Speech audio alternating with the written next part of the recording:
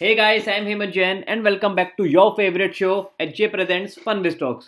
So guys, आज मैं इस वीडियो में क्विक रिव्यू करूंगा, काइंड ऑफ दो स्टॉक्स का मैं रिव्यू करूंगा. First stock is Aarti drugs and second stock is HDFC AMC.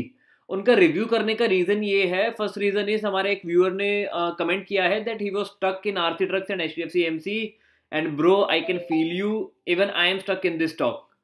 यार बात स्टक वाली नहीं है, स्टॉक अच्छा है, कंपनी अच्छी है, फाइनेंशियल स्ट्रांग है, प्राइस नीचे आया है बिकॉज ओवरऑल मार्केट ही काफी नीचे है. सो एंड फार्मा और auto sector at the same time AMC sector को भी काफी काफी बुरी तरीके से टारगेट किया हुआ है इन दिनों. I don't know the exact reason, but जो रीजन सुनने में आ रहा है वो तो यही है कि FIIs आर जस्ट सेलिंग. तो इसीलिए ये स्टॉक प्राइसेस काफी ज्यादा नीचे आए हुए हैं. लेकिन I believe in the company, I believe in the narrative that the company will grow a lot in the coming future, both of this company, Aarti Drugs and HDFC AMC. So I have full trust in the business and that is the reason why I'm not going to sell a single holding. Still एक हल्की C analysis कर लेते हैं. आरती drugs, इस पे मैंने पहले भी वीडियो बनाई हुई है. अभी जिस प्राइस से है यहाँ से 86% का पोटेंशियल है. और अगर मैं इसके फंडामेंटल्स आपको दिखाना चाहूँ, 23 की PE पे स्टॉक चल रहा है. Return on capital employed and return on equity are just commendable. मतलब स्मॉल कैप कंपनी है, सारी वैल्यूज बहुत ज़्यादा अच्छी हैं. Quarterly sales all time high पे है, लेकिन नेट प्रॉफिट पे थोड़ा सा इंपैक्ट आया है. That is absolutely fine. Short term ऐसे इंपैक्ट आते रहते हैं बिकॉज कई बार ऑपरेटिंग प्रॉफिट मार्जिन सही से ऑप्टिमाइज नहीं होता, कई बार एक्सपेंसेस ज़्यादा हो जाते हैं. सो इट्स ओके, इतना ज़्यादा लोड, इतना ज़्यादा टेंशन नहीं लेनी चाहिए हमें. सेल्स ईयरली लेवल पे trailing 12 month all time high चल रही है and net profit all time high नहीं है. जैसा मैंने आपको बताया, रिसेंट क्वार्टर के रिजल्ट कुछ बहुत खास नहीं है as compare to these figures जो जून 2020 एंड सितंबर 2020 में थी, उनके कंपेरेटिवली अच्छे नहीं हैं. तो इट्स ओके, लेकिन फिगर स्टिल आर गुड. मैं इन्हें खराब फिगर्स नहीं बोलूँगा. लोन देखा जाए तो कंपनी ने रिसेंटली थोड़ा सा लोन और लिया है, लेकिन इनकी डेट टू इक्विटी रेशियो 0.5 की ही है, which is very easily manageable. और अगर मैं आपको शेयर होल्डिंग पैटर्न एक बार दिखाना चाहूँ तो पब्लिक के पास सिर्फ 31.11% है, which is not that much according to me. Majority of the stake big players के पास ही हैं.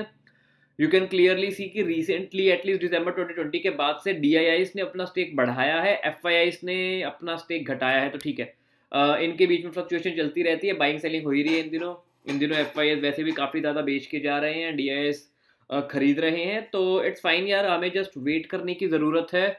फंडामेंटल्स आर स्ट्रॉन्ग, कंपनी सस्ते में मिल रही है, बहुत ज़्यादा अच्छी वैल्यू अपॉर्चुनिटी है. अगर फंड्स हो तो खरीद लो. Keep in mind, please keep in mind कि 5,000 करोड़ की कंपनी है. It's a small cap company. Do not allocate more than 2 या 2.5%. I guess do not allocate more than 2% of your portfolio. For example, अगर आपका पोर्टफोलियो 10 लाख का है तो इस कंपनी में 20 लाख से ज़्यादा नहीं जाने चाहिए. अगर आपका पोर्टफोलियो 1 करोड़ का है तो इस कंपनी में 2 लाख से ज़्यादा रुपए नहीं जाने चाहिए. सेकंड कंपनी जो मैं डिस्कस करना चाहूंगा वो है HDFC AMC. या सो हमें दिख ही रहा है कुछ ज़्यादा ही नीचे आई हुई है ये भी. लिटरली लाइक थोड़ा सा और नीचे गिर गई तो आई गेस 2020 का जो लो बना था वहां तक पहुंच जाएगी. खैर उतनी नीचे जाने की पॉसिबिलिटी थोड़ी कम है. प्लस ये काफ़ी तगड़े, पूरा ही मार्क करके देख लेते हैं, लगभग काफ़ी तगड़े सपोर्ट पे ही है. तो यहाँ पे पहले इसको एज अ रेजिस्टेंस यूज़ किया था, देन यहाँ पे कुछ देर डोली थी ये कंपनी, देन अगेन इस रेंज पे है. देखो नीचे जाने की पॉसिबिलिटी है, लेकिन टेक्निकली मुझे नहीं लग रहा कि इससे ज़्यादा नीचे जाएगी. ऑलरेडी बहुत ज़्यादा गिरी हुई है, लेकिन पॉसिबिलिटीज देयर कि नीचे जाए. नॉट जस्ट दिस, सिर्फ HDFC AMC नहीं, मैं आपको बाकी AMC दिखा देता हूँ. नैम इंडिया को भी मैंने रिसेंटली एक्वायर किया, ये भी कई दिनों से लगातार गिरे जा रही है. आदित्य बिरला सन लाइफ AMC ABSL है ना कोड. हाँ, ये भी काफ़ी ज़्यादा फ्री फॉल कर रहे हैं, जबकि इनके फाइनेंशियल्स इतने बुरे नहीं हैं. फाइनेंशियल्स अच्छे हैं. मेरे पास तो IPO में भी अलॉटमेंट आई हुई है इसकी and I am holding it stock, this stock. I am not going to sell it. मुझे भरोसा है, मैं आपके साथ कई बार मेंशन कर चुका हूँ कि हमें 30-40% के गेन्स को देखने के लिए 30-40% के ड्रॉडाउन्स को भी झेलना पड़ेगा. जैसे अगर किसी ने, मैंने आई गेस 29 के अराउंड था, 2900 के अराउंड, तब मैंने इस पर वीडियोज़ बनाई थी. तो अगर आप 14%, 15% या 20% भी मान लो, चलो थोड़ी सी और गिर जाए, आपको 20-30% का लॉस झेलना पड़ेगा, तभी 30% का प्रॉफिट आएगा. वो किस स्टॉक में आया है मैं एक बार फिर से बता देता हूँ. मैंने कल ही इस पर वीडियो बनाई थी, TB18 ब्रॉडकास्ट. थैंक गॉड मैंने स्टॉक को कल ही बेच दिया था, आज ये काफ़ी ज़्यादा गिर गया.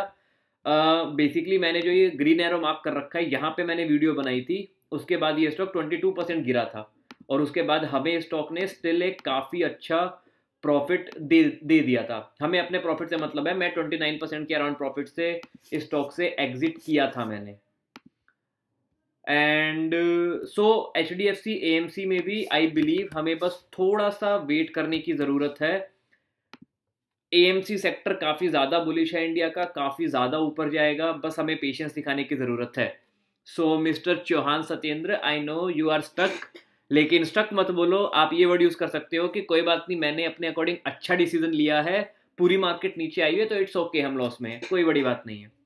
अगर मैं इसके फाइनेंशियल्स आपको एक बार दिखाना चाहूँ तो please have a look over here.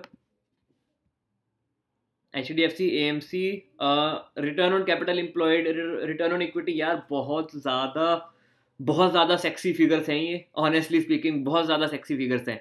20% से ऊपर अच्छी होती है, 40% इज जस्ट कमेंडेबल, बहुत ज़्यादा अच्छी है। अच्छा ब्रांड भी है, ग्रोथ भी मेंटेन्ड है, AMC सेक्टर इंडिया का ग्रो करेगा काफ़ी ज़्यादा। ये कंपनीज नहीं टिकने वाली, HDFC AMC इसके कंपेरिजन में, आई डोंट नो ये सब कंपनीज क्यों हैं कंपैरिजन में इसकी होनी चाहिए थी। नैम इंडिया, आदित्य बिरला, सन लाइफ AMC, AB कैपिटल को भी डाल सकते हैं। सेल्स इसकी अभी के लिए ऑल टाइम हाई पे आई है, net profit all time high के काफ़ी पास चल रहा है, all time high figure around ये है, लेकिन यहाँ पे टैक्स कम पे किया था। Basically profit before tax almost all time high पे ही चल रहा है। इससे बड़ी फिगर 466, 463, 483, अच्छा इससे बड़ी फिगर 5% ज़्यादा की है, दैट इज एब्सोल्युटली फाइन। थोड़ी बहुत ऑपरेटिंग प्रॉफिट मार्जिन में फ्लक्चुएशन चलती रहती है। तो यार चीज़ें अच्छी हैं, चीज़ें सही हैं, हमें एक बिजनेस को जज करना चाहिए उसके प्रॉफिट एंड उसके सेल्स वैल्यू से, उसके स्टॉक प्राइस से नहीं। स्टॉक प्राइस से हमें बस जज करना चाहिए कि वो ओवर प्राइस या अंडर प्राइस तो नहीं है। अकॉर्डिंग टू मी ये यहाँ पे भी अंडर वैल्यूड था, यहाँ पे भी अंडर वैल्यूड था और यहाँ पे तो काफ़ी ज़्यादा अंडर वैल्यूड है। तो हमें जस्ट वेट करना है, ये 3300 के लेवल को वापस बहुत जल्द टच करेगा। कब करेगा मुझे नहीं पता, कैन टेक 2-3 महीने भी लग सकते हैं, 6 महीने भी लग सकते हैं, 1 साल भी लग सकता है, बट हमें पेशेंस रहने की बहुत बहुत बहुत ज़्यादा ज़रूरत है यहाँ पे। सो प्लीज़ पैनिक करके लॉस में अपनी होल्डिंग, मतलब आपको बेचनी है या नहीं, दैट इज़ योर डिसीजन, मैं तो नहीं बेचने वाला हूँ। सो आई होप आपको ये वीडियो अच्छी लगी हो, अच्छी लगी तो इसे लाइक ज़रूर करना, that would indicate to me that you guys are appreciating my content and I will keep coming with more such videos. On that note I will see you in my next video.